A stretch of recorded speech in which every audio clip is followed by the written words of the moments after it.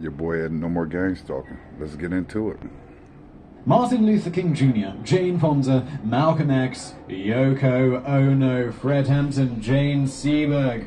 What do these people all have in common? Depends on who you ask. If you ask the FBI of the 1950s, 60s or 70s, they'll tell you that every one of these individuals was affiliated with communists and seeking to undermine the authority of the US government and perhaps even burn the country to the ground. That's because at some point each one of those people was a target of the FBI's infamous operation cointelpro. cointelpro was started to fight communism within the US during a period of extreme paranoia amongst government officials. The program's scope increased dramatically in little time, and before long it focused most of its efforts on subverting black nationalist groups like the Black Panthers and the Nation of Islam. Under the director of famous overreacher J. Edgar Hoover, the agency did just about whatever it felt was necessary. By the mid-1970s, though, a Senate committee found that the FBI's actions were totally illegal. Though technically shut down around that time, many people believe that the program continues today under a different code name. Today, cointelpro has a legacy as one of the darkest marks in the history of the US government, with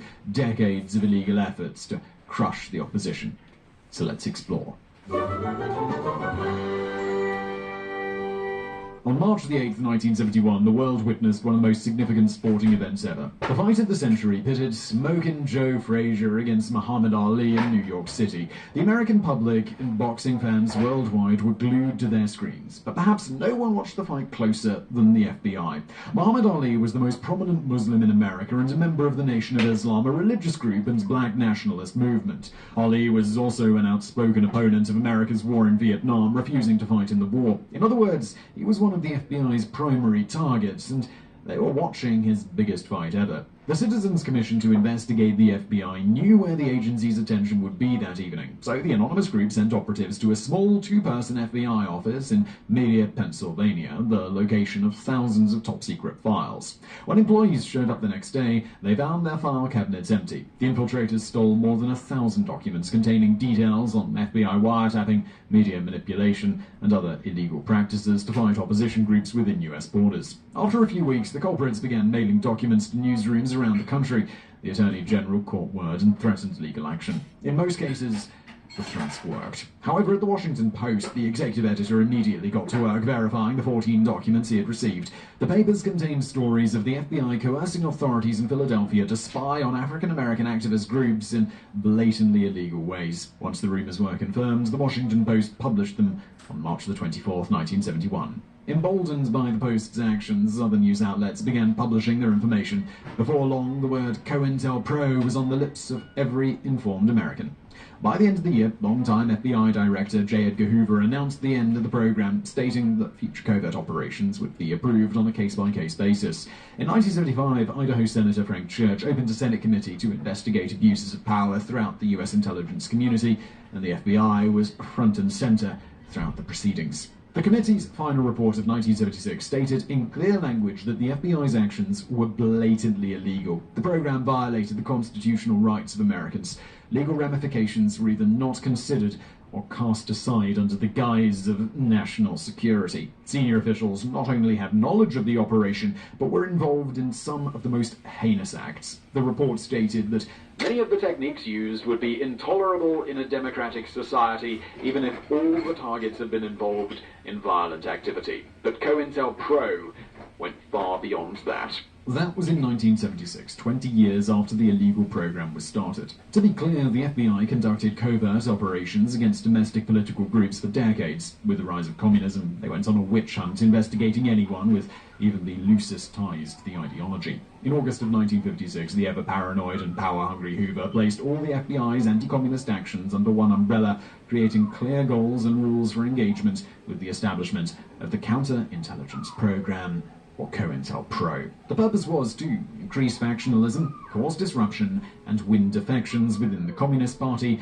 and expose, disrupt, misdirect, discredit, or otherwise neutralize the movement and, critically, its leaders. In doing so, the program adopted 6 goals for weakening their opposition. 1. Create a negative public image for target groups. 2. Break down internal organization by creating conflicts. 3. Create dissension between groups. 4. Restrict access to public resources. 5. Restrict the ability to organize protests. And 6. Restrict the ability of individuals to participate in group activities. In achieving these 6 goals, the program adopted 5 tactics. The first was infiltration.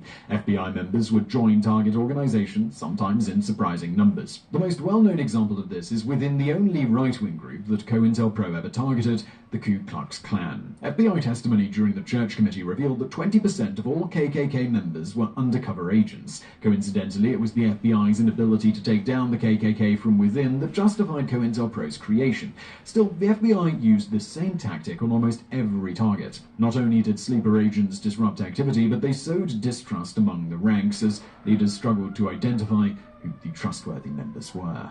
The program also relied on a variety of psychological tricks. This included planting false media stories, publishing fake announcements, and sending anonymous letters. They strong-armed employers, landlords, school officials, and others into mistreating activists just to make their lives harder. Perhaps the most nefarious, though, was forging correspondence between parties to incite conflict between them.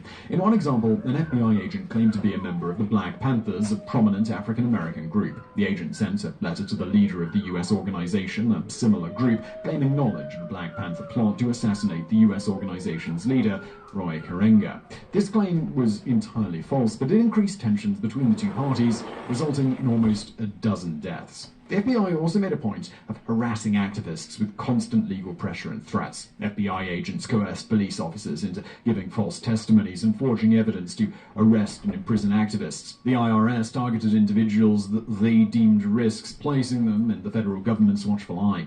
This tactic was also used to force supporters into silence under the threat of subpoena or other legal actions. The fourth tactic was to undermine public opinion of a group or leader. Not only could this turn followers against a movement, but it could deny leaders the opportunity to share their message on a national stage. The most famous example of this was Martin Luther King Jr. However, sometimes this strategy took on somewhat absurd forms, like producing documentaries filled with fabricated claims about leaders. Finally, where all else failed, the FBI would resort to simple, illegal force. This involved break-ins, searches, beatings, and assassinations to intimidate activists into silence. The most famous example was with the Black Panthers' Chicago leader, Fred Hampton. Hampton personally experienced just about every cointelpro tactic, including fake letters that turned some of his allies against him. Hampton was considered particularly dangerous because he was pushing for what he called a rainbow coalition. The